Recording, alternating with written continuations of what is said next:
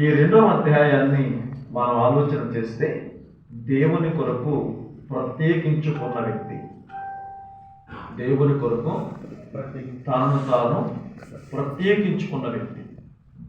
ప్రత్యేకించుకోవడం అనేది ఎప్పుడు జరుగుతుంది అని అడిగితే ఆ మాటలు 5వ వచనంలో చూడండి. రాజుతో నీ సముఖమందు నేను దయ పొందిన ఎడల నా పితరుల సమాధులుండు పట్టణమును తిరిగి కట్టునట్లుగా నన్ను యూదా దేశమునకు పంపుడని వేడుకొనుచున్నానని నేను మనవి చేస్తాను. ప్రత్యేకించుకోవడం అనేది ఏంటంటే ఒక అవసరతను గుర్తించినప్పుడు మాత్రమే ప్రత్యేకించుకోవడం సాధ్యమవుతుంది. ఇక్కడ ప్రత్యేకించుకోవడం, వెళ్ళడం అనే విషయానికి వస్తే నెహెమ్యా దగ్గర నేర్చుకునే విషయం ఏంటంటే స్వచ్ఛందంగా, వాలంటరీగా నువ్వు వెళ్ళు అని దేవుడు ఏం చెప్పలేదు, నువ్వు ఉండు అని ఏం చెప్పలేదు. కానీ అవసరతను గుర్తించిన వాడు మాట్లాడుతున్న మాట. ఒక బాధ్యత అనేది ఎప్పుడు వస్తుంది అంటే ఒక అవసరతను గుర్తించి. చాలామంది చూచి వెళ్ళిపోయే వాళ్ళని చూస్తాం, కానీ చూచిన చోట నిలిచి నేనున్నాను అని చెప్పడం ఒక అద్భుతమైన విషయం. ఇక్కడ అవసరతను గుర్తించడం, దేవుని పని కొరకు, దేవుని కొరకు ప్రత్యేకించుకోవడంలో ప్రాముఖ్యమైన విషయం ఏంటంటే దేవుని అవసరత గుర్తించడం. ఈరోజు సేవకు వచ్చిన వాళ్ళని ఎందుకు వచ్చావు అని అడిగితే సమాధానం చెప్పేవాడు ఎంతమంది ఉంటారు? ఎలాంటి సమాధానాలు వినాల్సి వస్తుందో. చాలా చోట్ల సేవకుల మీటింగ్కి వెళ్ళినప్పుడు వాళ్ళని సాక్ష్యం చెప్పమన్నప్పుడు సాక్ష్యం అంతా అయిపోతున్నప్పుడు మధ్యలో ఆపి మీరు రక్షింపబడ్డారా అని అడిగితే బాప్తీసం పొందాం అని చెప్పేవాళ్ళు విన్నాను. మీరు రక్షింపబడ్డారా అని అడిగితే నేను పరిచర్యకు వచ్చాను అని చెప్పే మాటలు విన్నాను. ఆ మాటలు విన్నప్పుడు నాకు చాలా బాధ అనిపిస్తుంది. ఎందుకని అడిగితే అతను ఎలా రక్షింపబడ్డాడో అతనికి ఇంకా అర్థం కాలేదు. రక్షింపబడడం అనే సంగతే అర్థం కానప్పుడు అతడు రక్షించడానికి సిద్ధపడినట్ట లేదుగా. ఈరోజు చాలామంది సేవ ఎందుకు సమాజంలో విలువైనదిగా లేదు అంటే తాను ఎందుకు వచ్చాడో ఆ అవసరత ఏంటో తాను చెప్పలేని స్థితిలో ఉన్నాడు. కొంతమంది అంటారు, ఏం బ్రదర్ మీరు ఎందుకు సేవకు వచ్చారని అడిగితే నేను జీవితంలో చాలా చేశాను బ్రదర్, అన్నీ ఓడిపోయి వచ్చాను. అదే అంటే అక్కడ బాగుంటే ఇక్కడికి వచ్చేవాడు కాదన్నమాట. ఇంకొంతమంది అంటారు, నేనండి చదువుకున్నాను, నేను ప్రయత్నం చేశాను, కానీ అది ఫలించక ఇలా వచ్చానని చెప్పేవాడు ఉంటారు. మన జీవితంలో సేవ అనే విషయాన్ని గుర్తుంచుకోండి. బ్రతకడానికి వచ్చిన వాళ్ళని కాదు, బ్రతికించడానికి వచ్చిన వాళ్ళు. సేవకుడు అంటే బ్రతకడానికి వచ్చినాడు కాదు, బ్రతికించడానికి వచ్చినాడు. నేను ఉదయం ఒక మాట చెప్పాను మీకు, ఏ బ్రదర్ పరిచర్య ఎలా ఉంది, సేవ ఎలా ఉంది అని అడిగితే ఆయన అన్నాడంట, సేవ సాగుతుంది, సేవ గడుస్తుంది కుటుంబం. అంటే ఎందుకు వచ్చాడు? బ్రతకడానికి వచ్చాడు.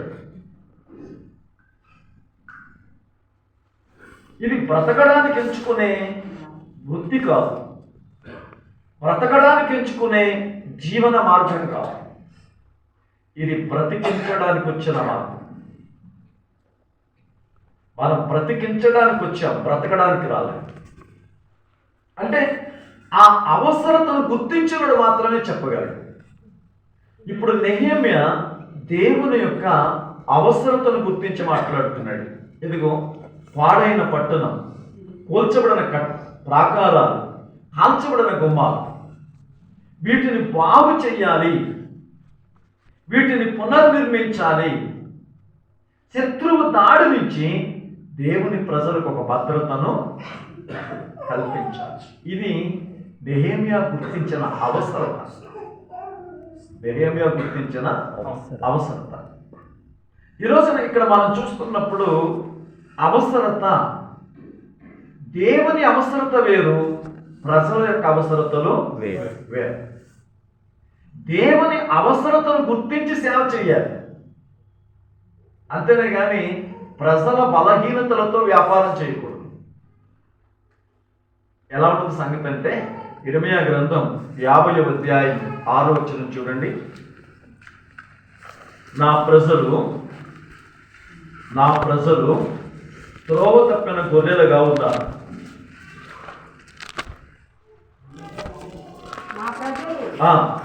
త్రోవ తప్పిన గొర్రెలుగా ఉన్నారు. వారి కాపరులు కొండల మీదకి వారిని తోలుకుని పోయి త్రోవ తప్పించింది. కొండకు వెళ్ళి తాము దిగవలసిన చోటు త్రోవ తప్పించింది. ఎవరు? ఏ త్రోవ తప్పించారు? సత్యమునకు వెలుపలికి లాగి సత్యమును మరుగు చేసి వాళ్ళు చేశారు.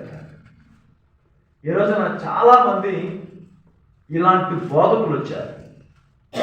అంటే ఎలా ఉంది అని అడిగితే, ప్రజల యొక్క అవసరాలతో బలమైన వ్యాపారం చేసేవి వ్యాపారవేత్తలు వచ్చారు.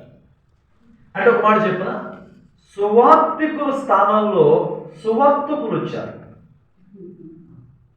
నేను క్రైస్తవ సంఘాల్లో సువార్తికుల స్థానంలో సువార్తకులు వచ్చారు. అంటే అపాయం లేని వ్యాపారం చేసే వర్తకులు. కాబట్టి వీళ్ళు కచ్చీపులు అమ్ముతారు, వీళ్ళు అంజూరు పళ్ళు అమ్ముతారు, వీళ్ళు అరటి పళ్ళు అమ్ముతారు, వీళ్ళు నూనె బాటిళ్ళు అమ్ముతారు. వీళ్ళని సువార్తికులు అనకూడదు, వీళ్ళు సువార్తకులు మాత్రమే. కదా, వ్యాపారం చేసేవాడికి వీడి వస్తువుతో వాడికి అవసరం, వాడి ధనంతో వీడికి అవసరం, అంతేనే కానీ వాడి బ్రతుకుతో వీడికి అవసరం లేదు. కాబట్టి ఈ వర్తకులందరూ ఆయా స్థలాలలో నెలకొకసారో వారానికి ఒకసారో పెట్టి వాళ్ళు పబ్బం గడుపుకుని పోతారు, కానీ వీళ్ళు ఏమయ్యారో వాళ్ళకి అవసరం లేదు. అవునా కదా? సంవత్సరానికి ఒకసారో మరొక చోటో ఏదో పెట్టి వ్యాపారం చేసుకుని వెళ్ళిపోవడమే కానీ వీళ్ళు ఎలాంటి వాళ్ళు, వీళ్ళు ఏమయ్యారో వాళ్ళకి సంబంధమే లేదు అసలు. వాళ్ళకి కావాల్సింది వీళ్ళ వస్తువులు, వీళ్ళకి కావాల్సింది వాళ్ళ డబ్బులు, అంతే. ఎంతకు మంచి జరిగేదేమీ లేదు.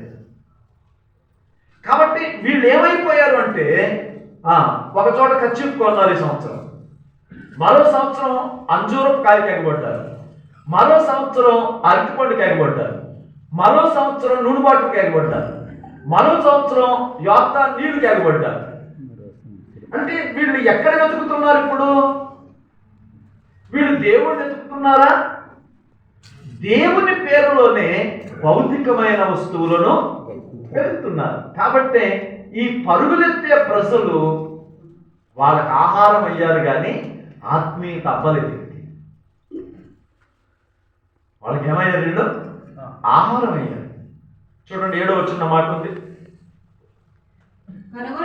కనుగొనని వారందరూ, అది కనుగొనిన వారందరూ వారిని ఈ తిరుగులాటకు బయలుదేరి ప్రజలందరూ ఏమవుతారంటే తిరిగి ఏదో ఒక రోజున వెక్కసమై దేవుడిని విడిచిపెడుతున్నారు. భక్తి మార్గం వెక్కసం అవుతుంది వీళ్ళకి. అంటే వీళ్ళు ఎలాంటి వాళ్ళు అంటే, ప్రజల యొక్క అవసరతలను గుర్తించి బలమైన వ్యాపారం చేస్తున్నారు. దానికి బైబిల్లో ఉన్న కొన్ని పేర్లు పెట్టచ్చు. ప్రార్థనా శక్తిలో మరొకటనో పేర్లు పెట్టచ్చు. తైలాభిషేకమనో, లేకపోతే స్వస్థతాభిషేకమనో, లేకపోతే అగ్ని అభిషేకమనో, ఇలాంటి కొన్ని బైబిల్కి సంబంధమైన పరిభాషలో ఉన్న పేర్లు పెట్టచ్చు. కానీ వీళ్ళెవరూ కూడా బైబిల్ దేవునికి సన్నిహితులు మాత్రం కాదు. మరొక వ్యక్తిని మీకు జ్ఞాపకం చేస్తాను. రాజుల మొదటి గ్రంథం 12వ అధ్యాయం 27 చూడండి. యెరోబాము తన హృదయమందు ఆలోచన చేసి 2 బంగారపు తోడలు చేయించి జనులను పిలిపించి, యెరూషలేమునకు పోవుట మీకు బహు కష్టం. ఇశ్రాయేలు వారా, ఐగుప్తు దేశములో నుండి మిమ్మల్ని రప్పించిన మీ దేవుడు ఇవే అని చెప్పి, ఒకటి బేతేలు నందును, ఒకటి దాని యందును. ఇప్పుడు ఈ ప్రజలందరూ ఏమైపోయారు? ఒకసారిగా దేవునికి దూరం అయిపోయారా లేదా? అంటే ఇప్పుడు ఇక్కడ మనం చూస్తున్నప్పుడు వాళ్ళని దారి తప్పించారు. అంటే దీని మాట ఏంటో చెప్పనా మీకు, వారు దేవుని అవసరతను గుర్తించలేదు. దేవుని మనస్సును ఎరిగినోడు కాదు. మనుషుల యొక్క బలహీనతలతో బలమైన వ్యాపారం చేస్తున్న వ్యక్తి. ఈ అంచె దినాలలో జరుగుతున్న యథార్థికమైన స్థితి ఇది. విమర్శించిన శ్రీపాల్ గారు మమ్మల్ని తిడుతున్నాడని వాళ్ళు చెప్పుకున్నా ఇది వాస్తవం. కానీ నెహెమ్యా అలా కాదు. నెహెమ్యా ఎలాంటి వాడు అని అడిగితే, దేవుని అవసరతను గుర్తించేవాడు. దేవుని ప్రజల యొక్క అవస్థలను చూస్తున్నాడు, దేవుని అవసరతను చూస్తున్నాడు. కాబట్టి ఇప్పుడు అంటాడు, నేను ఆ గోడలు కట్టునట్లు, ఆ పట్టణమును పునర్నిర్మించినట్లు నన్ను పంపండి. ఈరోజు నాకు ఈ మాటలు వింటున్నప్పుడు దేవుని అవసరత గుర్తించిన ఒకళ్ళిద్దరు మీకు జ్ఞాపకం చేస్తాను. యెషయా గ్రంథం 6వ అధ్యాయం 8వ వచనం చూడండి. యెషయా గ్రంథం 6వ అధ్యాయం 8వ వచనం. అప్పుడు నేను ఎవరిని పంపెదను? మా నిమిత్తము ఎవడు పోవును? ప్రభు సెలవీగా వింటే అంతటా నేను చిత్తగించను, నేనున్నాను, నన్ను పంపు. దేవుడు అక్కడ జరుగుతున్న పరలోకపు దర్బార్, ఈ పరలోకపు దర్బార్లో యెషయా దర్శనాన్ని చూస్తున్నాడు. ఆ దర్శనంలో, ఆ దర్బారులో చర్చించబడుతున్న విషయం నశించుచున్న ప్రజలు, పాతాళానికి చేరుతున్న ప్రజలు, దేవునికి శత్రువైన ప్రజలు, తమ మనసుకు నచ్చినట్టు బ్రతికి దేవుని ఎదుట శత్రువులుగా నిలబడిన ప్రజలు, తమ పాపములు వాళ్ళని పట్టి పాతాళమును కొనిపోడుతున్న సందర్భాలు. ఇప్పుడు దేవుడు అంటున్నాడు, వీళ్ళందరినీ రక్షించడానికి నేను ఎవరిని పంపుదును? ఎవడు పోవును అనగానే అంత సమూహంలో ఒక ఆయన అంటున్నాడు, నేనున్నాను, నన్ను పంపు. హెబ్రీయులకు రాసిన పత్రిక 10వ అధ్యాయం 7వ వచనం చూడండి. హెబ్రీయులకు రాసిన పత్రిక 10వ అధ్యాయం 7వ వచనం. అప్పుడు నేను గ్రంథపు చుట్టలో నన్ను గూర్చి వ్రాయబడిన ప్రకారం దేవా నీ చిత్తము నెరవేర్చుటకు ఇదిగో నేను వచ్చి ఉన్నానంటిని. ఎంత అద్భుతమైనటువంటి పదం చూడండి. అప్పుడు గ్రంథపు చుట్టలో నన్ను గురించి వ్రాయబడిన ప్రకారం దేవా నీ చిత్తము జరిగించుటకు నేను వచ్చి ఉన్నాను. అంటే దేవుని అవసరతను, దేవుని ఇష్టాన్ని ఎరిగిన వ్యక్తి ప్రభువైన యేసుక్రీస్తు వారు మాట్లాడుతున్న మాట.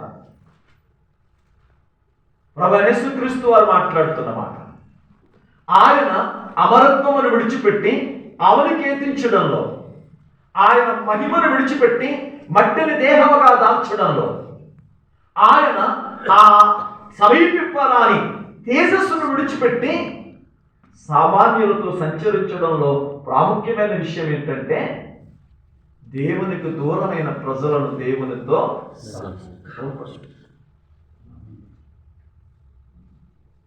ఇప్పుడు ఆ అవసరతను గుర్తించి ఆయన కవునికి ఎత్తించి అవమానపరచబడ్డాడు, నిర్లక్ష్యం చేయబడ్డాడు, ముఖం మీద ఉమ్మి వేయబడింది. ఒకటి తక్కువ 40 కొరడా దెబ్బల చేత దేహం చీల్చబడింది. హేళన చేయబడ్డాడు, గేలి చేయబడ్డాడు. ఇన్ని అవమాన పరిస్థితుల మధ్య ఆయన చెబుతున్న మాట, నా తండ్రి చిత్తము నెరవేర్చడమే, నా తండ్రి అవసరతను నెరవేర్చడమే. ఈ రోజున మన సేవాక్షేత్రాల్లో జ్ఞాపకం చేసుకోండి. మన లక్ష్యం, మన గమ్యం ఏంటి అంటే, మనం ఏ అవసరతను తీర్చడానికి, ఏ అక్కరను తీర్చడానికి మనం సిద్ధపడి వచ్చామో దాన్ని నెరవేర్చడంలో వీరోచితమైన పోరాటం చేయాలి. దాన్ని నెరవేర్చడంలో అవమానాన్ని పక్కన పెట్టాలి. దాన్ని నెరవేర్చడంలో చావుకైనా తెగించిన అనుభవానికి రావాలి. ఈరోజున ఈ మాటలు వింటున్నప్పుడు యేసుక్రీస్తు వారు దేవుని అవసరతను గుర్తించి, ఈరోజు మరొక వ్యక్తిని జ్ఞాపకం చేస్తాను. సంఖ్యాకాండం 25వ అధ్యాయం 7వ వచనం. యాజకుడైన అహరోను మనవడును ఎలయాసరు కుమారుడైన ఫీనెహాసు అది చూచి 8వ వచనం, సమాజం నుండి లేచి ఈటను చేత పట్టుకుని పడక చోటికి ఆ ఇశ్రాయేలీని వెంబడి వెళ్ళి ఆ ఇద్దరిని అనగా ఆ ఇశ్రాయేలీ స్త్రీని కడుపులో గుండా దూసిపోవునట్లు పొడిచాను. అప్పుడు ఇశ్రాయేలు నుండి తెగులు నిలిచిపోయాను. ఆ తర్వాత వచ్చిన చదవండి. 24,000 మంది ఆ తెగులు చేత చనిపోయారు. అప్పుడు యెహోవా మోషేకు ఇలాగు ఆజ్ఞ ఇచ్చెను, యాజకుడైన అహరోను మనుమడును ఎలియాజరు కుమారుడునైన ఫీనెహాసు వారి మధ్యను నేను ఓర్వలేని దానిని తాను ఓర్వలేకపోవుట వలన. ఇప్పుడు చూడండి, దేవుడు ఏమని ఆలోచించాడో, దేవుడు ఏం అనుకుంటున్నాడో అది క్రియారూపకంగా భౌతికంగా ఎవరు చేశారు ఇక్కడ? ఫీనెహాసు. ఇప్పుడు ఫీనెహాసు గురించి మనం ఆలోచిస్తున్నప్పుడు ఆ సమాజంలో ఎవడికి వాడే పరిగెడుతున్నాడు. తన కోరికను తీర్చుకోవడానికి, క్షణికమైన ఆనందం కొరకు పరుగులెడుతున్నప్పుడు దేవుని మనసు రగిలిపోతుంది, దేవుని కోపం తీక్షణం అవుతుంది. అలాంటి సమయంలో ఫీనెహాసు చూడండి, దేవుని యొక్క అవసరతను గుర్తించి, దేవుని యొక్క అక్కరను గుర్తించి దేవుని పక్షమున ప్రతినిధి అయి ప్రక్షాళన చేశాడు. ఇప్పుడు ఫీనెహాసు గురించి దేవుడు అంటాడు, అతడు నా సన్నిధిలో ఉండక మానడు. ఎంత అద్భుతమైన వాగ్దానం, ఎంత అద్భుతమైన వాగ్దానం. ఇక 3వ వ్యక్తిని కూడా మీకు జ్ఞాపకం చేసి కొంచెం లోపలికి వెళ్దాం. సమూయేలు మొదటి గ్రంథం 17వ అధ్యాయం 26వ వచనం. దావీదు జీవమగల దేవుని సైన్యమును తిరస్కరించుటకు ఈ సున్నతి లేని ఫిలిష్తీయుడు ఎంతటి వాడు.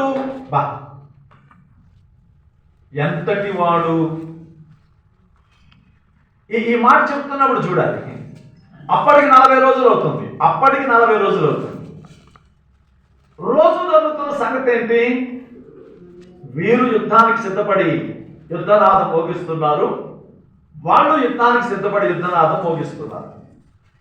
ఈ యుద్ధ వీరులు మోగగానే ఆ సైన్యం మధ్యలో నుంచి అందరికి ఎత్తైన వాడు, అందరి మీద బలమైన వాడు, అడుగులు వేయుచుంటే భూమి కంపించుచున్న భారమైన వ్యక్తి గొల్యాతు నిలబడి మాట్లాడుతుంటే సౌలు మొదలుకొని సామాన్యులు దాకా పరుగులు.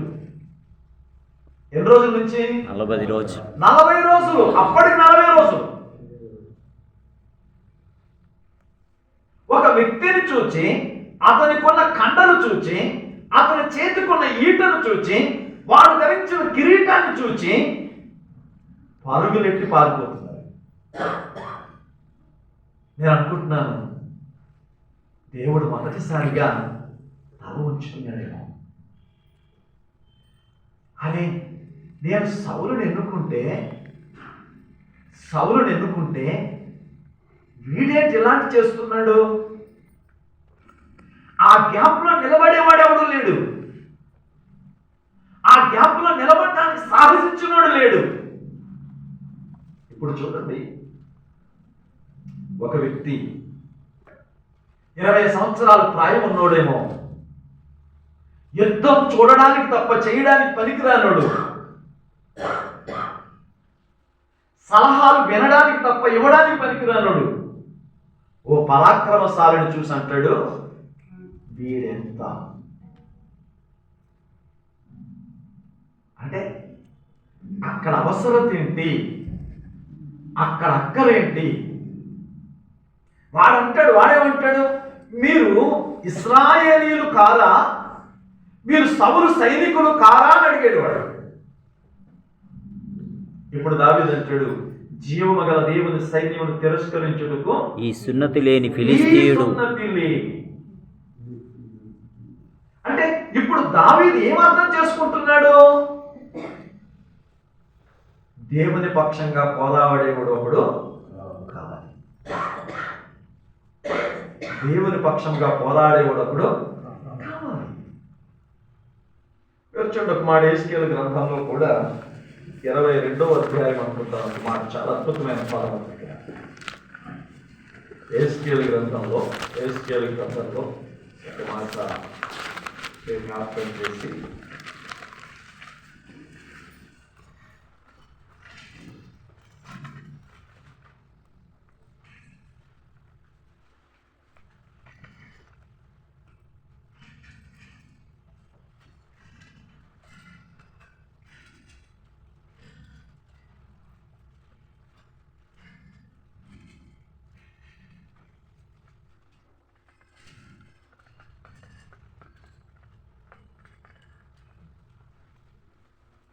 ఆ 22వ అధ్యాయం 30వ వచనం.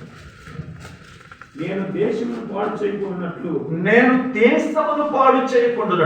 ప్రాకారమును దిట్టపరచుటకు బద్దలైన సందులలో నిలుచుటకు తగిన వాడెవడని నేను ఎంత విచారించినను కనబడలేదు. ఇప్పుడు దేవుడు ఎంతమందిని కోరుకుంటున్నాడు? ఒక్కడైనా. ఎందుకు కోరుకుంటున్నాడు? నిలబడు, తన అవసరంగా నిలబడేవాడు కావాలని. సామర్థ్యం ఉన్నోడు కాదు, సామర్థ్యం లేకపోయినా పర్వాలేదు, అవసరతను గుర్తించేవాడు ఉంటే చాలు. ఇప్పుడు మీ దృష్టిలో జ్ఞాపకం చేసుకోండి, 3 మనుషులు మీ ఎదుట పెట్టారు. మనం యేసుక్రీస్తు కూడా దేవుని అవసరతను గుర్తించామనికి వచ్చాడు. ఆ తర్వాత పెనిహాస్ దేవుని మనసరికి ఈతను పట్టాడు. దావీదు దేవుని అవసరతను చూసి రోషంగా నిలబడుతున్నాడు. దేవుడు అంటాడు, నేను ఎంత వెతికినను ఒక్కడైనానో. ఈ రోజున మన జీవితాల్లో జ్ఞాపకం చేసుకుందాం, మనం అవసరతను చూసి గుర్తించడానికి నిలబడినోడమా, లేక అవసరత తీర్చుకోవడానికి నిలబడ్డామా? కొంతమంది సేవకాడు ఎందుకు పెట్టుకున్నారంటే అవసరాలు తీర్చుకోవడానికి, కొంతమంది ఎందుకు నిలబడ్డారంటే అవసరతను గుర్తించి తీర్చడానికి. ఇప్పుడు నువ్వు ఏ భావంలోకి వస్తావు? అవసరం తీర్చుకోవడానికి వచ్చినవాడు వేషాలు ఎన్నైనా వేస్తాడు. వాడి లక్ష్యం అవసరాలు తీర్చుకోవడం, వాడి అవసరాల కోసం ఎన్ని వేషాలైనా వేస్తాడు. కానీ అవసరం తీర్చడానికి వచ్చినోడు చావడానికైనా అడుగు ముందుకే వేస్తాడు. కనుక నెహెమ్యా గ్రంథంలో 2వ అధ్యాయంలో మనం చూస్తే నెహెమ్యా మాట్లాడుతున్న మాట తనను ప్రత్యేకించుకున్నాడు. ఇదిగో దేవుని అవసరతను గుర్తించాడు. మరి ఈరోజు నీవెందుకు సేవ చేస్తున్నావు అని అడిగితే నీవు చెప్పే సమాధానం ఏంటి? రాజు అడుగుతున్నాడు, నీ ముఖం ఎందుకు వికారంగా ఉంది, నీ ముఖం ఎందుకు బలహీనంగా ఉంది, నువ్వెందుకు ఇంత నీరసంగా, ఏమైనా జబ్బు చేసిందా అంటే ఇప్పుడు చెప్పండి, ఇతడు ఎన్ని రోజుల నుంచి సరిగా భోజనం చేయట్లేదు? 4 నెలలు. 4 నెలలు కదా. 4 నెలలు. ఆ మొదటి అధ్యాయం నుంచి 2వ అధ్యాయం దాకా ఏం చేయట్లేదు? భోజనం చేయట్లేదు. పడుకున్నా లేచిన నిద్ర లేని దర్శనం. కొంతమందికి నిద్రపోతే దర్శనం వస్తుంది, కొంతమందికి నిద్ర లేకుండా చేస్తుంది దర్శనం. దర్శనం అంటే ఎలా ఉండాలి? నిద్ర లేకుండా చేయాలి, ఆకలి లేకుండా చేయాలి, పడుకున్నా లేచినా ఏం చూసినా అదే కనబడాలి. ఇప్పుడు నెహెమ్యాను పట్టింది అది. రాజుగారు అంటున్నాడు, ఎందుకు నీ ఇంత బలహీనుడు అయ్యావు? జబ్బు చేసిందా అని అడిగాడు కూడా. నీకేమీ రోగం లేదు కదా అంటాడు. అయ్యా, నేను ఒక దర్శనం కలిగి ఉన్నాను. నా దేవుని పట్టణం, నా పితరులు ఉండే పట్టణం పాడైపోయింది. దాన్ని కట్టాలి. నీ జీవితంలో ఆలోచించు. నీ సేవా క్షేత్రంలో అలాంటి అవసరతను దేవుని పక్షంగా తీర్చడానికి నిలబడ్డావా? నెహెమ్యా మాటలు వింటుంటే ఒళ్ళు చలదరిస్తుంది. మాట్లాడుతున్న మాట ఇప్పుడు అవసరతను తీర్చడానికి నెహెమ్యా గుర్తించి నిలబడ్డాడు. మరి రోజు నీ జీవితంలో, నీ సేవా క్షేత్రంలో నీ లక్ష్యాన్ని పెరుగుదువా? నీ లక్ష్యం పెరుగుదువా? మనం పాలరాతి కట్టడాలు కట్టకపోతే కాదు, పాలు లాంటి జుంటె తేనె దార కంటే తీయనైన స్వచ్ఛమైన వాక్యాన్ని బోధించకపోతే అడుగుతాడు. మన విలాసవంతమైన సౌకర్యవంతమైన మందిరాల కోసం కాదు, సంతోషదాయకమైన కుటుంబాలను నిర్మించాలి. అవసరాన్ని బట్టి దేవుడు ఇచ్చినప్పుడు మంచి స్థితి కలిగిన మందిరాలు కట్టడం వేరే విషయం. మన మందని కడితే మందిరాలు కడుతుంది. కానీ ఇప్పుడున్న సంగతి ఏంటంటే మందిరాలు కట్టి మందను పోగు చేస్తారు. అలా పైగా అనౌన్స్మెంట్ ఎలా ఉంది? మీ చర్చిలో మీ పాస్టర్ గారితో ఇబ్బంది పడుతున్నారా? మీ మందిరాల్లో మీ సంఘ పెద్దలతో ఇబ్బంది పడుతున్నారా? మీలాంటి వాళ్ళ కోసమే మేము ఒక మందిరం పెట్టామంటాడు. వాళ్ళ సమస్యలు వాళ్ళు ఏదో చేసుకుని చక్కబడి ఆనందం చేస్తారు.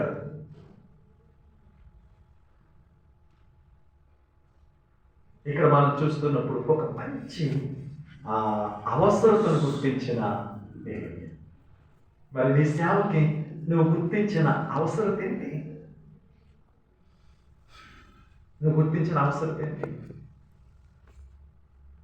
నేను సువార్తకి వెళ్ళినప్పుడు ఆస్ట్రేలియా నుంచి ఒక ఆమె వచ్చింది. అక్కడ సువార్త చేస్తున్నాం. ఆమె వచ్చి వాక్యం చెప్తుంది. ఆ రోజు ఎస్కేల్ గ్రంథం 33వ అధ్యాయం ఆమె ధ్యానాంశంగా చెప్తుంది. మేము ఒక 5-6 ఒక టీం, మా టీం దగ్గరికి ఆమె మమ్మల్ని దర్శించడానికి వచ్చి దాదాపు ఒక 50 సంవత్సరాలు పైబడిన వృద్ధురాలు. ఆమె మాట్లాడుతుంటే ఆ మాటలు ఇప్పటికీ మర్చిపోలేదు. అక్కడ 7-8 వచనాల్లో దుర్మార్గుడా నీవు నిశ్చయముగా మరణము నొందుదువని నేను నీకు సెలవీయగా నీవు వానికి చెప్పని ఎడల వాడు తన దుర్మార్గతను బట్టి మరణము నొందును గాని వాని ప్రాణమును గూర్చి నేను నిన్ను ఆ మాట పదే పదే చెప్పింది. ఆ మాట నా హృదయాన్ని తాకింది. ఇప్పుడు నాకు అర్థమైంది దేవుని అవసరం ఏంటి అంటే ఈ ప్రజలందరికీ తన సందేశాన్ని చెప్పాలనుకుంటున్నాడు. వీళ్ళు పాపంలో చావడం ఆయనకి ఇష్టం లేదు. వీళ్ళు మరణ బ్రతకాలని దేవుడు కోరుకుంటున్నాడు. ఈ అవసరతను తీర్చాలని నా హృదయాన్ని తట్టింది, నన్ను ప్రేరేపించింది, నన్ను బలవంతం చేసింది. మీరు చెబితే నమ్మరు, 5 సంవత్సరాలు ఇల్లు ఊరు విడిచిపెట్టి అటు తెలంగాణ నుంచి ఇటు ఆంధ్రప్రదేశ్ దాకా రోజుకి వేల కొలది పత్రికలు పంచిపెట్టాను.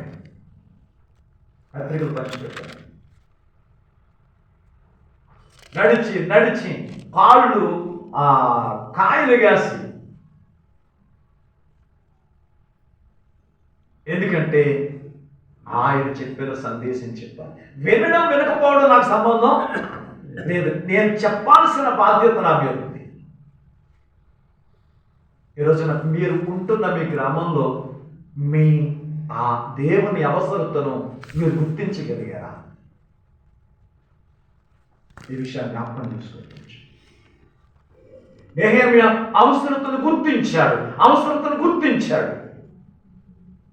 ఒకవేళ ఇలా అనుకోవచ్చు మనం, ఆ వెతకగా దేవునికి కనబడినడు నెహెమ్యా, ఆ దర్బారులో కనబడిన వాడు యేసుక్రీస్తు, ఆ సమూహంలో కనబడిన వాడు ఫినెహాసు, ఆ సైన్యంలో కనబడిన వాడు దావీదు. కాబట్టి వీళ్ళందరూ ఏమయ్యారు? నాయకులయ్యారు. నాయకుడు అంటే అవసరాన్ని గుర్తించి అల్లుకుపోయే వ్యక్తిగా ఉండాలి. నాకు చెప్పలేదు, నాకు గుర్తెట్లేదు, నన్ను అడగలేదు కాదు. అపొస్తలుల కార్యాలు 27వ అధ్యాయంలో చూడండి, ఏదులేదు అక్కడ జరిగినటువంటి ఆ పడవ ప్రయాణంలో వాళ్ళన్నీ పడేసి చావుకు తెగించారని చచ్చిపోతాం అనుకుంటున్నారు. పౌలు గారు అంటాడు, బ్రతుకుతామన్న ఆశ మాకు ఎంత మాత్రం లేదు. కానీ అప్పుడు పౌలు అంటాడు, అయ్యలారా ఇప్పుడైనా మీరు ధైర్యం తెచ్చుకొనుడి. ఒక ఖైదీ వాళ్ళందరితో మాట్లాడుతున్నాడు. 270 మందితో. గడిచిన రాత్రి నా దేవుడు, నేను సేవించుచున్న నా దేవుడు నాకు చెప్పాడు, పౌలా వీళ్ళందరినీ నీకు అప్పగించాను, వీళ్ళలో ఎవరిని నీవు పోగొట్టుకున్నావు. ఇప్పుడైనాను ఈ రొట్టెలు తిని బలం తెచ్చుకోండి. కెప్టెన్ కూడా లోపడ్డాడు తెలుసా? అంటే జీవితంలో ఒక నాయకత్వం, ఒక నాయకుడు అంటే అవసరతను గుర్తించి నిలబడే తెగింపు కావాలి.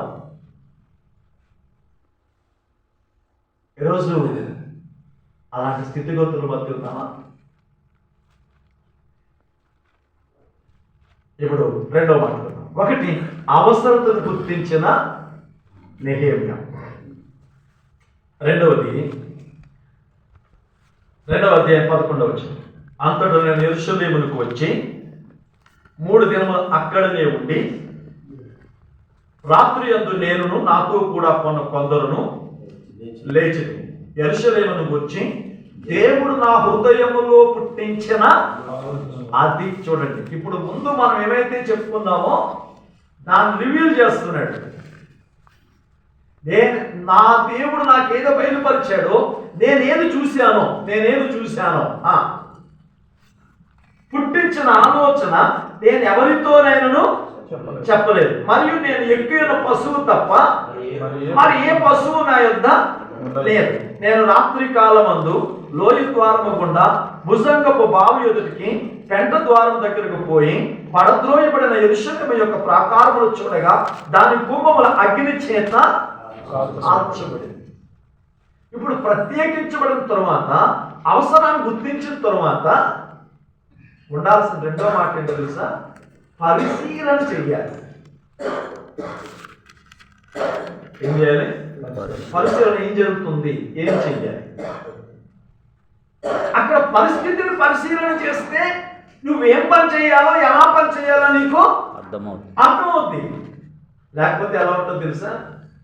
ఓ భార్య భర్త వాళ్ళ గదిలో భోజనం అయిన తర్వాత పడుకుని మాట్లాడుకుంటున్నారు, అమ్మాయి రేపు ఉదయకాలం కాస్త పొల్లైన వ్యాపారం పంపాలని. సరే కిటికీ దగ్గర ఆ అరుగు మీద పడుకొని పొల్ల ఉన్నాడు. వాళ్ళు ఏమనుకున్నారు, లోపల పొద్దున్న పొల్లైన వ్యాపారం పంపాలి. సరే మాట విన్నాడు, వీళ్ళు వచ్చేసాడు బిడ్డ.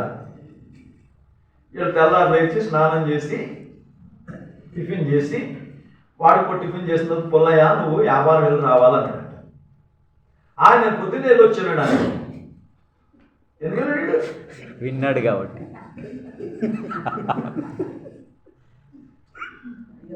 ఈరోజు చాలా మంది సేవ వచ్చిన తర్వాత ఏమంటే దేవుడు సేవ చేయమన్నాడండి. రైట్, సేవ అంటే నీ ఉద్దేశం ఏంటి? ఓ చెట్టు ఉంది, ఓ చెట్టుని పడగొట్టడం పని. పడగొట్టడం పని. గుణపం అంటే పలుగు, పార, గొడ్డలి, రంపం, కత్తి, కొడవ. ఎన్ని వస్తువులు? పలుగు, పార, గొడ్డలి, రంపం, కత్తి, కొడవలి. 6. ఇప్పుడు 6 కలిసి పనిచేస్తాయి. 6 కలిసి పనిచేస్తాయి. పారను అడిగామనుకోండి, ఎక్కడికి వెళ్ళామంటే ఏం చెప్తుంది? చెట్టును పడగొట్టడానికి వెళ్ళాను. పలుగుని అడిగితే చెట్టును పడగొట్టడానికి వెళ్ళాను. గొడ్డలను అడిగితే చెట్టును పడగొట్టడానికి వెళ్ళాను. రంపాన్ని అడిగితే చెట్టు పడగొట్టడానికి వెళ్ళాను. కత్తిని అడిగితే పడవలను అడిగితే అదే. కానీ ఇవన్నీ చేసింది ఒకటే పనా కాదా? కాదు. ఒక్క చోట పని చేసినవి కానీ ఒక్కటే పని మాత్రం కాదు.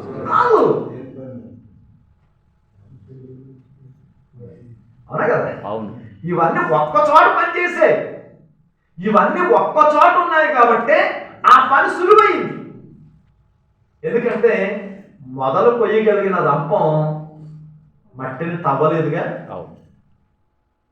మట్టిని తవ్వగలిగిన పలుగు మట్టిని తీయలేదుగా. కొమ్మను నరకగలిగిన గొడ్డని రెమ్మలను నరకలేదుగా. అవునా? ఇప్పుడు సేవ చేయమంటే సేవకునికి సహకారిగా ఉండమన్నాడా?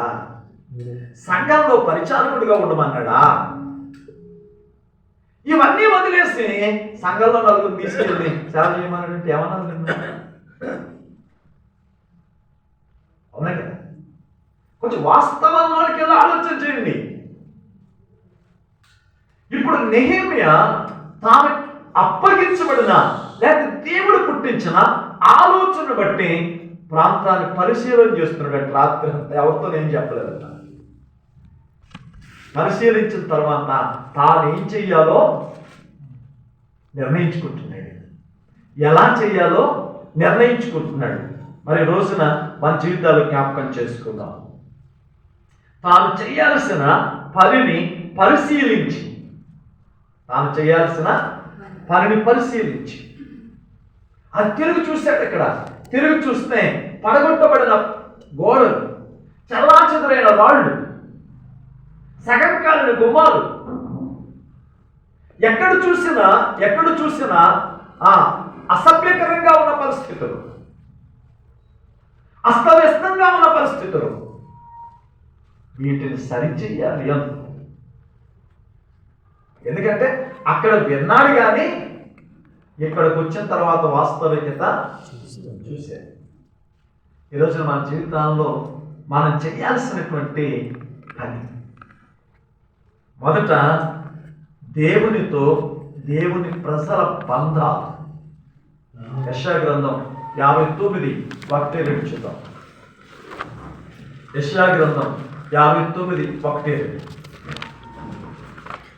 రక్షింపనేరకయుండునట్లు యెహోవా హస్తము కురచ కాలేదు, విననేరకయుండునట్లు ఆయన చెవులు మందము కాలేదు. మీ దోషములు మీకును మీ దేవునికి అడ్డుగా వచ్చెను, మీ పాపములు ఆయన ముఖమును మీకు మరుగుపరిచెను గనుక ఆయన ఆలకింపకున్నాడు. అంటే ఇప్పుడు మొట్టమొదటి బాగు చేయాల్సిన వ్యవస్థ ఏంటి అంటే దేవునికి ప్రజలకి మధ్య ఏమి లేదు, సంబంధం లేదు.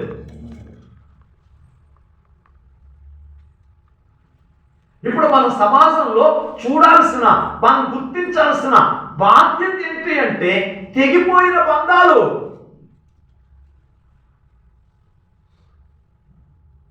ఏం తెగిపోయినాయి అని అడిగితే దేవునికి ప్రజలకి మధ్య బంధం లేదు, సంబంధం లేదు, సహవాసం లేదు. సహవాసం లేదు. ఎలా ఉంటుందని అడిగితే, ఒక అబ్బాయి వాళ్ళ నాన్నకి చాలా అత్యంత ప్రియమైన కొడుకు, చాలా నమ్మదగిన కొడుకు. సరే, ఎంత కొడుకైనా ఏమైనా కొన్ని నమ్మకాలు కొన్నిసార్లు బయటపడతాయి. అవునా? భార్యకి జబ్బు చేస్తే భర్త నమ్మకం బయటపడుతుంది. భర్తకి దారిద్ర్యం వస్తే భార్య నమ్మకం బయటపడుతుంది. కొడుకు పెళ్లి చేస్తే నమ్మకం బయటపడుతుంది. కూతురికి వయసు వస్తే నమ్మకం బయటపడతా. ఇప్పుడు దాకా అందరూ మంచోళ్ళే. ఆయా పరిస్థితులు వాళ్ళ నమ్మకాలను బయట పెడతాయి. ఇప్పుడు అలాగే ఈ కొడుకు ఏం చేశాడంటే పక్కింటి అమ్మాయిని ప్రేమించి తీసుకెళ్ళిపోయాడు. ఇప్పుడు వాళ్ళ నాన్న ఏం చేశాడంటే నెత్తి మీద బకెట్ నీళ్లు పోసుకుని ఈ రోజుతో మా కొడుకు చచ్చాడని పోయాడు. ఇప్పుడు వాడు ఇంటికి వెళ్ళి వాళ్ళ ఆవిడతో వీళ్ళ బాబు పొట్టు వాడు గోడ మీద ఎట్టి మా నాన్న అంటే నాకు చాలా ఇష్టం అన్నాడు. పొద్దున్న ఆఫీస్కి వెళ్ళేటప్పుడు వాళ్ళ నాన్న ఫోటో దగ్గర నిలబడి హాయ్ నాన్న బాయ్ నాన్న అంటున్నాడు. ఇది ఎంతవరకు నిజం చెప్పండి?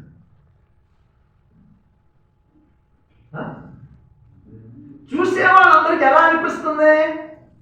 అరే, వీళ్ళ నాన్నంటే ఎంత ప్రేమ అండికి, వీళ్ళ నాన్నంటే ఎంత భయం అని అంటున్నారు.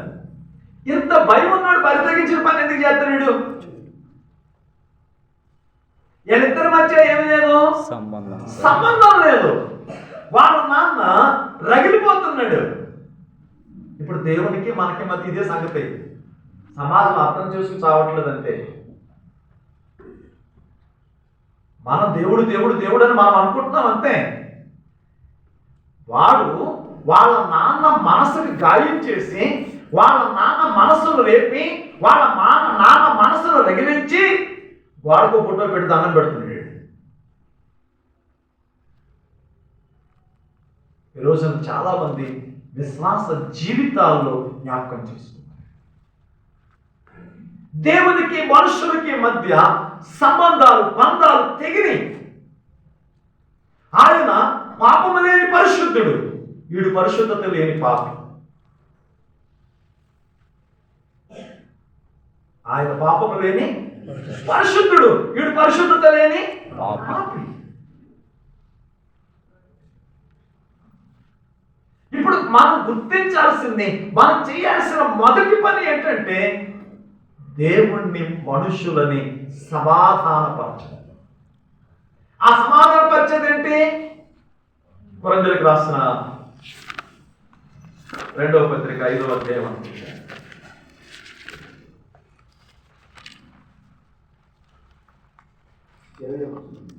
20వ వచనం.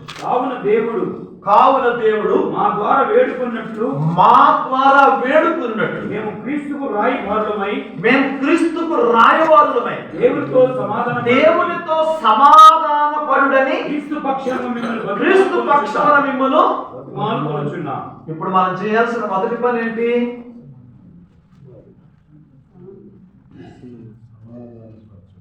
సమాధానపరచడం. ఎవరెవరిని? దేవునితో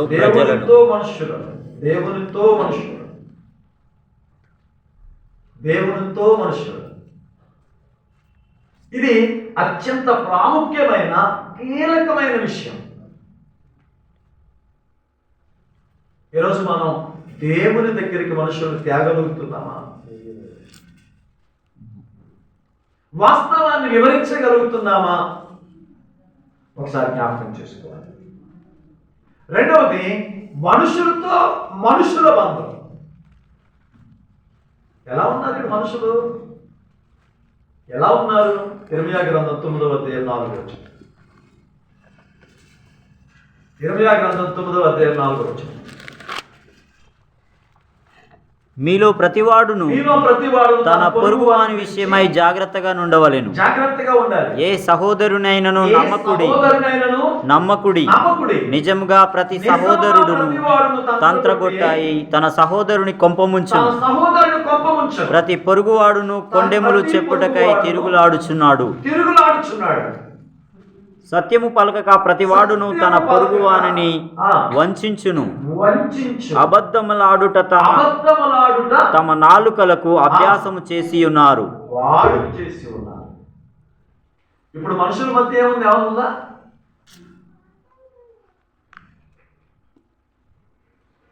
ఇప్పుడు ఇక్కడ మనం ఆలోచించాల్సిన విషయం, దేవునికి ప్రజలకి బంధం లేదు. ఒకటి మనుషులకి మధ్య కూడా బంధం లేదు. ఎలా ఉంది అంటే కలిసి ఉన్నట్టు కనబడుతుంది కానీ శత్రువుల కంటే ఘోరం ఉన్నారు. ఇప్పుడు ఒక సేవకునిగా మనం ఏం పరిశీలన చేస్తున్నాం? ఆడికి అప్పు ఉంది, ఆడికి రోగం ఉంది, వాడు అది ఉంది, ఇది ఉందని ఆలోచిస్తున్నాం. వదిలిపెట్టిపోయే దేహాన్ని గురించి ఉన్నటువంటి శ్రద్ధ శాశ్వతమైనటువంటి దేవునితో ఉండే బంధాన్ని గురించి ఆలోచించాం. అవునా కదా? ఈ రోజున మన సేవా క్షేత్రాలలో మనం చేయాల్సిన పని, మనం గుర్తించాల్సిన విషయం. నెహెమ్యా గుర్తించి 3 దినాలు నేను అక్కడుండి నేను పరిగెత్తి లేక పరిశీలన చేసి చూస్తే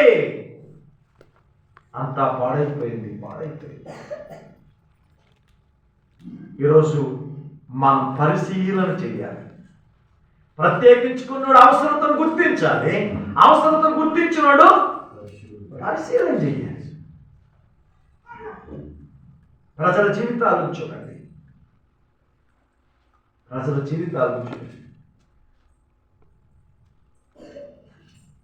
ఈ రోజున జ్ఞాపకం చేసుకుంటాం. ఈ లోకంలో ఈ విడిచిపెట్టిపోయే దేహాన్ని బ్రతికించడానికి 1,000,000 విద్యలు ఉన్నాయి. చచ్చేదాకా బ్రతికించడానికి 1,000,000 విద్యలు ఉన్నాయి. కానీ చచ్చిన తర్వాత బ్రతికించగలిగిన ఒకే ఒక్కడు దేవుడు. అవునా కదా? చచ్చేదాకా ఈ దేహాన్ని బ్రతికించడానికి 1,000,000 విద్యలు ఉన్నాయి. కానీ చచ్చిన తర్వాత బ్రతికించగలిగిన ఒకే ఒక్క విద్య మనం దాన్ని చూపించడానికి వచ్చాం. తర్వాత 3వ విషయం 2వ అధ్యాయం 17వ వచనం. అయితే వారితో నేను ఇట్లాంటి మనకు కలిగి ఉన్న శ్రమ మీకు తెలుసు. యెరూషలేము ఎట్లు పాడైపోయినో దాని గుమ్మములు అగ్ని చేత ఎట్లు కాల్చబడినో మీరు చూచి ఉన్నారు. మనకి ఇక మీదట నింద రాకుండా యెరూషలేము యొక్క ప్రాకారములు మరలా కట్టుదుము రండి. ఇదియుగాక నాకు సహాయం చేయు దేవుని కరుణాహస్తమును వచ్చి రాజు నాకు సెలవిచ్చిన మాటలన్నీ నేను వారితో చెప్పిద్దను. అందుకు వారు మనము కట్టుటకు పూనుకుందుము రండి అని చెప్పి ఈ మంచి కార్యము చేయుటకు బలము తెచ్చుకునేది. అంటే ఒక మాట చెప్పుదా, పరిశీలన చేసినటువంటి వ్యక్తులు ప్రోత్సహించే వ్యక్తులుగా ఉన్నారు, పురుకొల్పే వ్యక్తులుగా ఉండాలి. ప్రోత్సహించే వ్యక్తులుగా ఉండాలి, పురికొల్పే వ్యక్తులుగా ఉండాలి. పరిశీలించి వచ్చి వాళ్ళందరినీ సమకూర్చి మాట్లాడుతున్నాడు. ఎలా మాట్లాడుతున్నాడు అని అడిగితే వాళ్ళతో మాట్లాడుతున్నప్పుడు వారందరినీ సంఘటితం చేస్తున్నాడు, సమీకరిస్తున్నాడు. వాళ్ళ యొక్క బాధ్యతను జ్ఞాపకం చేసుకుని పురికొల్పు. అంటే ఇక్కడ ఒక మాట చెప్పున, ఐక్యత తేవడానికి నిరంతరమైన ప్రయత్నం చేయాలి. పురికొల్పడం 3వ అధ్యాయం 1వ వచనం చూడండి. ప్రధాన యాజకుడైన ఎలియాషీబును అతని సహోదరుడైన యాజకులను లేచి గొర్రెల గుమ్మమును కట్టి ప్రతిష్ఠించి తలుపులు నిలిపిరి. ఆఖరి వచనం చదవండి, 3వ అధ్యాయం 32. మరియు మూలకును గొర్రెల గుమ్మముకును మధ్య బంగారపు పని చేయు వర్తకులు. అంటే ఈ మధ్యలో మీరు చూస్తే ఆ దేశంలో ఉన్న అన్ని పనులు కలిగిన వాళ్ళు దేవుని పనులు ఏమై ఉన్నారు? పాలి భాగస్థులై ఉన్నారు. పురికొల్పడం అంటే అలా ఉండాలి. పురికొల్పడం, ప్రోత్సహించడం. ఈరోజు నెహెమ్యా ఎలాంటి పరిస్థితుల మధ్య అని అడిగితే దేవుని కొరకు తాను ప్రత్యేకించుకున్నాడు. దేవుని అవసరతను గుర్తించి దేవుని కొరకు తాను ప్రత్యేకించుకున్నాడు. దేవుని పనిని పరిశీలించాడు. దేవుని ఆ అవసరతలో పాడైన జీవితాలను పరిశీలించి తిరిగి చేస్తున్నాడు. 3వది ప్రోత్సహిస్తున్నాడు, వాళ్ళని పురుకొల్పుతున్నాడు. ఈ రోజున మన జీవితాల్లో అలాంటి పురుకొల్పులోనికి ఏమన్నా తీసుకురాగలుగుతున్నామా? ఈ విషయాన్ని జ్ఞాపకం చేస్తున్నప్పుడు, దేవుని కొరకు పనిచేస్తున్నప్పుడు దేవుడే మనకు బలం. దేవుని కొరకు పనిచేస్తున్నప్పుడు దేవుడే మనకు బలం. చూడండి, ఎజ్రా గ్రంథం 8వ అధ్యాయం 22 చూడండి ఒక మాట.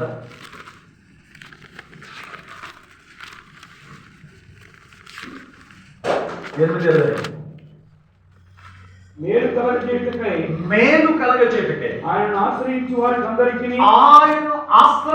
వారందరికీ మన దేవుని హస్తం తోడుగా ఉంటుంది. కానీ ఆయన ఉగ్రతయు ఆయన విసర్జించు వారందరి మీదకి వచ్చునని నేను రాజుతో చెప్పాను. కనుక మార్గమందు శత్రువుల విషయమై మాకు సహాయం చేయమని బలమును రౌతులను రాతులతో కావాలని చేయుటకు సిగ్గు నాకు చిగ్గుగా తోసింది.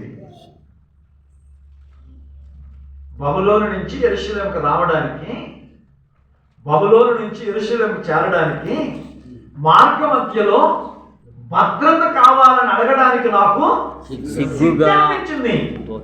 ఎందుకంటే రాజుతో మాట చెప్పాను. అదేంటో తెలుసా?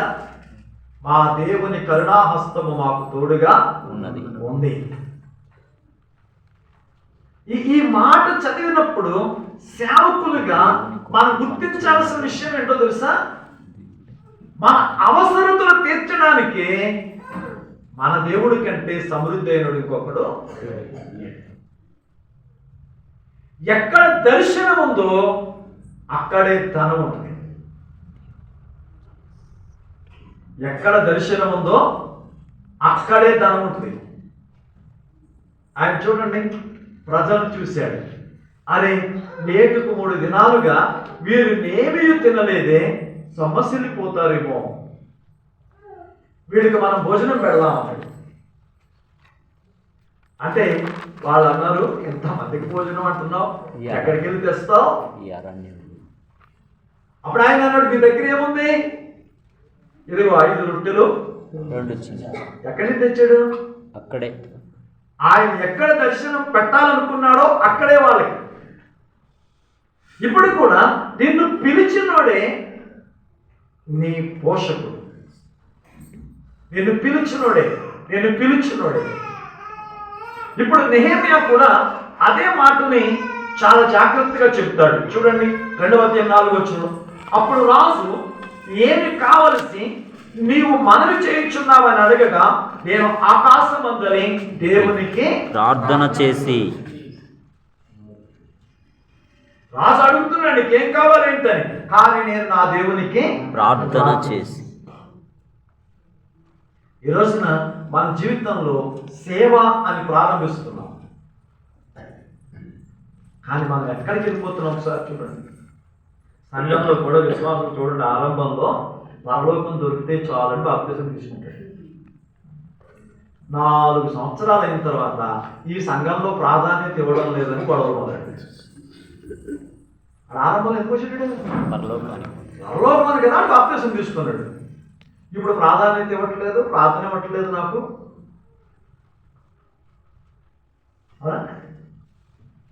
అంటే వాడు చెడిపోయాడా బాగుపడ్డా? చెడిపోయాడు. నేను అనుకుంటున్నాను బాప్తిసం ఇచ్చి పాడు చేసాము ఏంటని.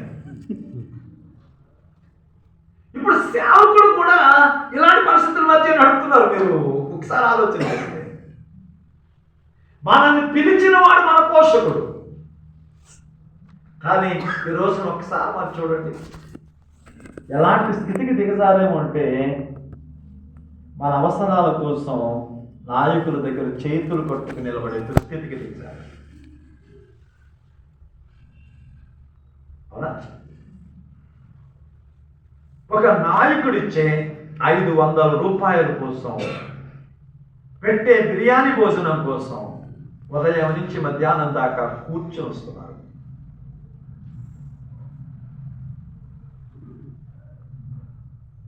ఇది దర్శనం నుంచి తొలిగామంటారా, దర్శనంలో ఉన్నామంటారా? తొలిగి. ఎన్నికలు వచ్చాయి అంటే ఏదో 4 పార్టీలు ఉంటాయి, 2 పార్టీలు వాళ్ళు డబ్బులు ఇస్తారు. వాడో రోజు మీటింగ్ పెడతారు, వీడో రోజు మీటింగ్ పెడతారు. వాడు ఒక 2000 ఇస్తున్నాడు, వీడు ఒక 2000 ఇస్తున్నాడు. ఈ పుచ్చుకున్నాడు ఒకటి ఎవరికి వేస్తారు?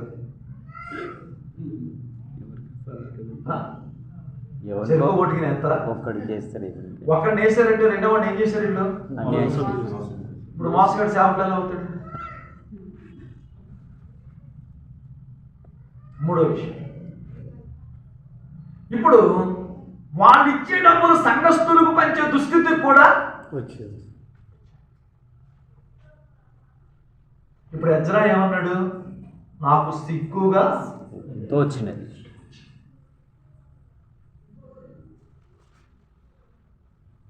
ఇప్పుడు జ్ఞాపకం చేసుకోండి, మన జీవితాల్లో ఒక అద్భుతం, ఒక మహత్కార్యం, ఒక బలమైన కార్యం జరగాలి అంటే అది మనుషుల సహాయం వలన కాదు, దేవుని సహాయం. నెహెమ్యా అంటున్నాడు, దేవుని కొరకు ప్రత్యేకించబడ్డాడు, దేవుని దగ్గరే చేతులు ఒగ్గుతున్నాడు, దేవుని కోసం నిలబడ్డాడు, దేవుడే బలమయ్యాడు. చూడండి 6వ అధ్యాయంలో ఒక మాట జ్ఞాపకం చేస్తాను. 15వ వచనం, 6వ అధ్యాయం 15వ వచనం. ఈ ప్రకారముగా ఏలూలు మాసం 25వ దినమందు అనగా 52 దినములకు ప్రాకారమును కట్టుట కట్టి సమాప్తమాయెను. చేశాం. ఎన్ని రోజుల్లో కట్టాడంట? 52 రోజుల్లో గోడలు కట్టాడు, ప్రాకారాలు కట్టాడు. ఇప్పుడు చెప్పండి, ఇతని విజయపు రహస్యం ఏంటి? ఇతని విజయపు రహస్యం 3 సంగతులు చెప్పాను. దేవుని కొరకు ప్రత్యేకించుకున్నాడు. 1, పరిశీలన చేసి ప్రత్యేకించుకున్నాడు, అవసరతనే గుర్తించాడు. 2వ మాటలో పరిశీలన చేశాడు. మీరు డాక్టర్ దగ్గరికి వెళ్ళారు అనుకో, తలపోటు అండి అన్నారు, ఆడే వెంటనే శారిడాన్ టాబ్లెట్ రాసి ఇవ్వడు, పేపర్ తీసుకుని టక్ 4 రాస్తాడు. మనం బయటికి వెళ్ళిన తర్వాత 1100 కట్టించుకుని ఓ 10 ml బ్లడ్ తీసుకుని వెళ్తాడు. అవునా? వాడు ఒక అరగంట తర్వాత పేపర్ తెచ్చి మనం చేతిలో పెడితే, ఈ పేపర్ పెట్టుకుని డాక్టర్ దగ్గరికి వెళ్తే 2 రూపాయలు సిట్రోజిన్ టాబ్లెట్ రాసినా ఆశ్చర్యపడతాడు. అంటే పరిశీలన అనేది చాలా అవసరం. నువ్వు ప్రత్యేకించుకున్నావు, అవసరత గుర్తించావు, ఆ అవసరతను తీర్చడానికి నువ్వేం చేయాలి? పరిశీలన చాలా అవసరం. వివేకము గల నాయకుడివై యుద్ధం చేయాలి. 1, శత్రువు బలాన్ని గుర్తించాలి. శత్రువు యుక్తిని గుర్తించాలి. మూడవది పురికొల్పాలి.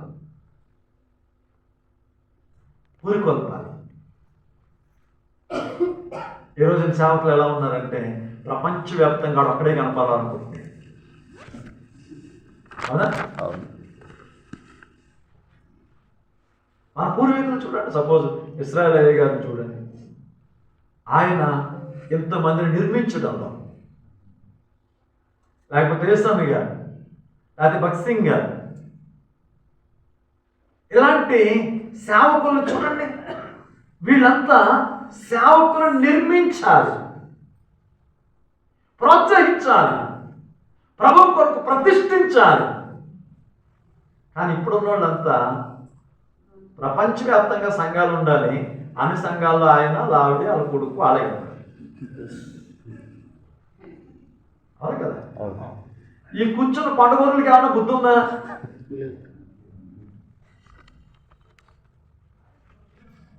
కానీ నెహెమ్యా చూడండి, పురికొల్పుతున్నాడు. పట్టణాన్ని సంఘటితం చేశాడు.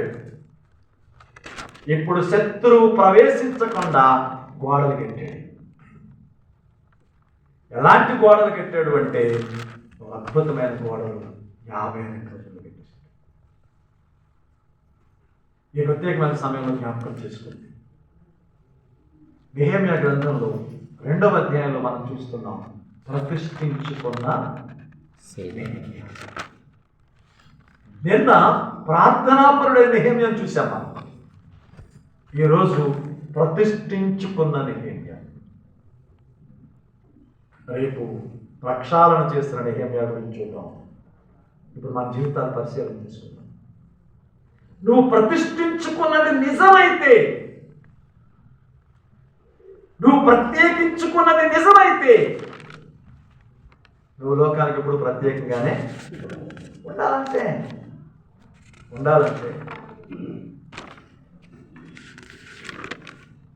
ఒకరోజు నా సేవకుడు ప్రార్థన చేసుకుంటాడట. అది ఎంతవరకు నిజమో నాకు తెలియదు. కానీ ఇంగ్లాండ్ రాని వెళుతూ ఆ మందిరం దగ్గర ఆగిందట. అమ్మ, పాస్టర్ గారు ప్రార్థన చేసుకుంటున్నారు అన్నారట. ఏమందంటే, నేను రానుడు వచ్చానని చెప్పండి అంటే, ఆ అంతరంగికుడు లోపలికి వెళ్ళి, అయ్యా రాణిగారు వచ్చాను, నేను ప్రపంచ చక్రవర్తితో మాట్లాడుతున్నానని చెప్పాను. మనకు వాటి నెంబర్ వస్తే బట్టలు ఊడిపోతాయి ఇక్కడ.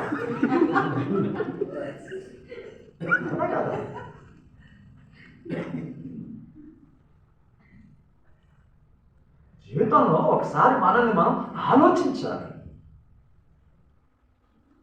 కొన్ని రోజుల తర్వాత సేవకుడు ఆ రాణిగారి దగ్గరికి వచ్చి నిలబడ్డాడంట. అంతకుముందు ఆ దేశపు సైన్యంలో కొన్ని రోజులు పనిచేశాడు. పని చేసి తన పనికి రిజైన్ చేసి సేవ చేయడానికి వెళ్ళాడు. సరే, బ్రతుకు తెరువు కష్టమైందో, సేవ ఇబ్బంది అయిందో తెలియదు. మళ్ళా రాణి దగ్గరికి వచ్చి చేతులు జోడించి అడిగాడట, అమ్మా, నేను వదిలిపెట్టిన ఆ పనిని దయచేసి నాకు ఇప్పించింది అన్నాడు. ఇప్పుడు ఆమె ఏమందో తెలుసా? అయ్యా, మీరు ప్రపంచ చక్రవర్తి దగ్గర పనిచేశారు. మీరు చేసే అంత గొప్ప పని మా దగ్గర లేదు. చిన్న పని ఇచ్చి మిమ్మల్ని అవమానించలేము అన్నట్టు. అంటే ఇప్పుడు మీరు చేసే పని ఎంత గొప్పది. ఈ లోకమంతా దేహాలను బతికించే వృత్తి గొప్పదంటుంది. కానీ ఆ దేహాలను కదిలించే శక్తిని బ్రతికించే మీ పని ఎంత గొప్పది. అవునా? దేహం గొప్పదా? దేహాన్ని కదిలించే శక్తి గొప్పదా? ఇప్పుడు మనం దేహానికి పరిచారకులమా? ఆ దేహాన్ని కదిలిస్తున్న శక్తికి పరిచారకులమా?